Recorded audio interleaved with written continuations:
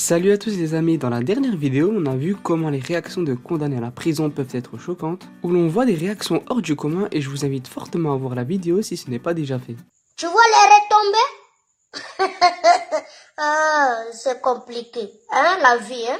Mais à l'inverse, voir des réactions de personnes innocentes après avoir passé de nombreuses années en prison à tort peuvent être très surprenantes lorsque le condamné retrouve ce qui lui était le plus cher, sa liberté. C'est justement ce qu'on va découvrir dans cette vidéo entre un homme qui s'effondre lors du verdict et un homme qui pleure dans les mains de la juge. C'est donc pour ça les amis qu'on part à la découverte des réactions les plus insolites de condamnés à la prison mais finalement innocentés. Je pensais pas que ça allait être aussi facile. D'un coup là, je suis libéré là. Mais avant de commencer cette vidéo, je t'invite fortement à t'abonner et d'activer la petite cloche des notifications pour rester connecté sur les prochains thèmes, mais aussi de me rejoindre sur Instagram où je publie de belles anecdotes et où je suis très actif en commentaires et en messages. Bon, tiens-toi prêt, c'est parti.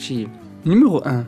Daniel Villegas a enduré une période de 25 ans derrière les barreaux après avoir été condamné à tort pour meurtre à l'âge de 16 ans alors qu'il a faussement avoué, après avoir subi des heures d'interrogatoire brutales et menaçant de la police. Au cours de son interrogatoire de 5 heures au milieu de la nuit, Villegas a également été menacé de coups, d'agressions et de la peine de mort. Mais c'est quoi ce délire? Épuisé et effrayé, Villegas a signé les aveux par les détectives qui contenaient des différences flagrantes avec les preuves de la scène du crime ainsi que les déclarations des autres jeunes hommes interrogés. Lors du premier procès de Villegas en décembre 1994, son cousin et ses amis ont rétracté leurs déclarations contre lui. Un psychiatre légiste a déclaré que le jeune homme avait des problèmes émotionnels et un léger retard mental, et le procès s'est terminé par un jury suspendu. Près d'un an plus tard, Villegas a été reconnu coupable et condamné à la prison à vie dans un deuxième procès. Mais c'est en 2018, quand l'affaire refait surface, un troisième procès est lancé, et ses avocats mettent tout en œuvre pour prouver son innocence. Heureusement, après étude de l'affaire, le juge déclara que Villegas a finalement obtenu sa liberté après avoir été déclaré non coupable le 5 octobre 2018. Numéro 2.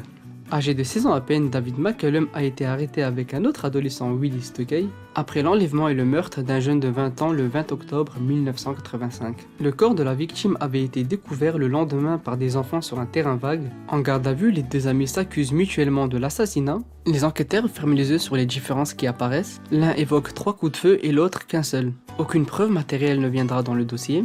L'ADN relevé dans la voiture désignera même 2 autres hommes. Pour autant, toutes les procédures d'appel de McCallum et de Stuckey échouent. Je suis choqué.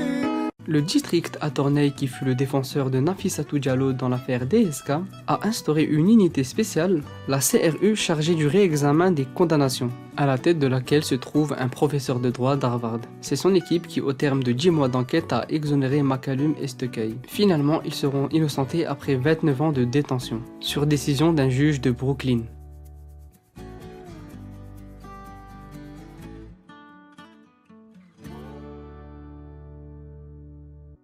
Numéro 3. Le prochain de la vidéo est une histoire assez touchante. Le nom de Brian Banks ne vous dit peut-être pas grand chose, mais en 2002 c'était un jeune joueur promoteur de football américain qui venait juste de décrocher une bourse pour aller étudier. Malheureusement cela ne se produira pas, car Banks a été accusé par une lycéenne d'abus sur elle. Alors âgé de 16 ans, il correspondait en tout point au suspect idéal, son physique et le fait qu'il était noir et issu d'un milieu défavorisé, et la justice ne s'est pas attardée sur l'absence de preuves matérielles et de témoins. En plus d'être innocent, son avocat le persuade de plaider coupable pour réduire sa peine. Pardon? Ayant fait des aveux, les deux parties s'entendent et le procureur fait écouper Banks de 6 ans de prison. Après 62 mois derrière les barreaux, il a été autorisé à sortir de prison muni d'un bracelet électronique. Mais contre toute attente, en 2011, il ressent une demande d'ajout de la victime du viol, mais il est encore plus surpris car la demande est accompagnée d'un message. Elle lui envoya « Laissons-le passer là où il est, je pense qu'il est nécessaire qu'on se rencontre ». Après avoir discuté, elle accepta de dire la vérité. Lors d'un procès, un tribunal a reconnu l'erreur et a totalement innocenté Brian Banks. Mais le plus beau dans cette histoire est qu'il a eu la chance de réaliser un film sur sa vie et a reçu plusieurs offres de clubs de football américain dans des staffs techniques.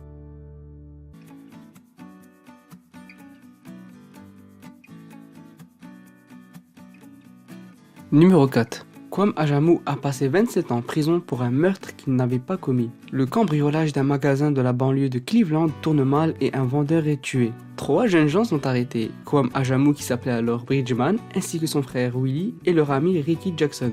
Au départ, ils étaient condamnés à mort, mais finalement les 3 jeunes hommes voient leur condamnation transformée en peine de prison. À l'époque, le témoin clé est un enfant de 12 ans, Edgy Vernon. Mais 17 ans après, il admet n'avoir jamais assisté au meurtre. Mais tu dépasses trop le limite, qu'est-ce que tu fais là? C'est pas bien, qu'est-ce que tu avais fait là-bas? C'est pas bien. Parce que même moi, ça me dérange. Il accuse alors les enquêteurs de l'avoir à l'époque forcé à témoigner. Après les aveux, les 2 co-accusés de Kwame Ajamu sont libérés. Et l'affaire connaît son apogée qu'en 2014, quand la juge annonce à Kwame Ajamu, qui est libre depuis 2003, qu'il est définitivement innocenté. Mais la bonne nouvelle, c'est que les 3 innocents libérés en 2014 vont être dédommagés. Une réunion de 12 heures a permis de parvenir à un accord sur la somme globale de 18 millions de dollars. Les paiements seront échelonnés jusqu'en avril 2023. En échange, les 3 hommes vont mettre un terme aux suites qu'ils avaient engagées.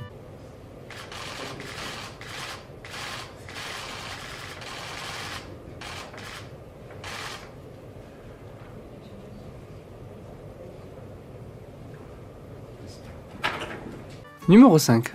John Bunn n'avait que 14 ans lorsqu'il a été accusé de meurtre au 2e degré après la mort d'un agent de correction en 1991. C'est la période des grandes vacances, il était prêt pour une journée de jeu de balle, mais finalement la police vient l'interpeller sans raison pour un interrogatoire. Et le 17 août 1991, Bunn a été officiellement accusé de vol et de meurtre sans raison. Le jeune homme a été envoyé au célèbre centre de détention pour mineurs de Spofford dans le Bronx, un établissement en béton infesté de vermine qui a été fermé en 2011 après des plaintes de violence et d'abus. Et c'est en mai 2018, après 27 ans de condamnation injustifiée, le bureau du procureur a décidé qu'il revoyait l'affaire de John Bunn. En étudiant de près le dossier, la juge remarqua que tous les éléments prouvaient son innocence, alors elle décida de l'innocenter et qu'il était un homme libre. Bunn s'est adressé à la salle d'audience en déclarant « Je suis un homme innocent, votre honneur, et j'ai toujours été un homme innocent. »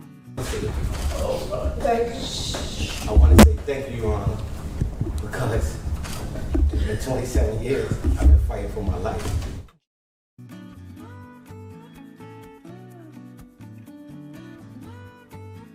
Voilà les amis, c'est la fin de cette vidéo, j'espère qu'elle vous a plu. Si c'est le cas, n'oubliez pas de liker et de me donner vos impressions en commentaire. Et si ce n'est pas déjà fait, abonnez-vous pour ne rien rater des prochains thèmes. Sur ce les amis, passez tous une agréable journée, à bientôt.